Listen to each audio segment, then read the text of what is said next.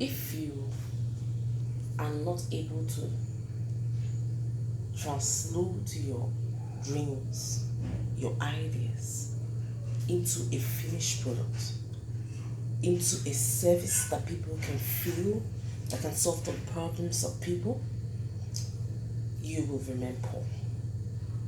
This was one word that hit me, at the spot today in today's service. It was really inspirational going to church. Sometimes you may just wonder, why do I have to go to church? To listen to the pastor. It is God who put them in that position. And so today, in church today, there was a sort of message. The message that came to us today was a message I was not expecting, but that was what I needed to hear. And I feel to share with you because you might need the same information. So the topic was centered around how to live a stress-free life. Yes. So one of the points that was raised in that was that you should be able to convert your ideas, your dreams, your passions, your visions into reality. It's not enough for you to have the dream in your head and in your mind, but are you able to interpret it, translate it, convert that dream, that idea into something that is physical, a finished product, a service, whatever it is? The aim of whatever you are translating it into is that it will be able to solve the problem of somebody, at least one person, to two person, to three person, as many people as that your idea or your dream is able to solve their problem. You are creating a stream of wealth. I am not yet there, but I feel like it's an insight that we need for 2026. The second point that was raised that really touched me is that you should be futuristic. The storyline that led to the preaching was the story of Esau and Jacob. Esau was not futuristic, but Jacob was futuristic.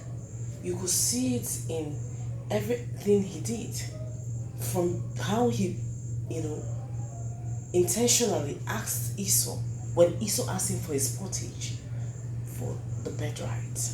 You could also see it how he was able to, deceive his father into blessing him instead of Esau. You could also see it in how he wrestled with the angel that turned his name from Jacob to Israel. So Jacob had always been futuristic, but Esau, on the other hand, was not futuristic. So Esau just knew how to, as a hunter, kill the animal, but he didn't know how to prepare the meat he has killed into something edible. But Jacob, on the other hand, knew how to do that. And despite the fact that Esau had the resources, the raw material, it is the person who was able to turn it into finished goods that was able to take away his destiny. So as much as you have ideas and you are not able to turn it to finished goods, someone else is going to reap so much more out of your own ideas that you have failed to sit down and put the work to turn into a finished goods. All of that message hit me so hard. I need to be futuristic in whatever I'm doing. It simply means that I have to be intentional. You don't just do things for doing sake, because everything you have, everything you see in your future is the action of your yesterday. Okay, what you failed to do yesterday or what you did right yesterday is what determines your future. So being futuristic, being able to turn your ideas into reality and crown it up with prayers is going to help you to live a stress-free life. Being disciplined in your expenses. When your expenses outweigh your income, you will definitely live a stressful life. Living a stress-free life will save you a whole lot and give you the peace you need to enjoy your hard work and your labor. I'm going to delve in more into these topics that was taught today.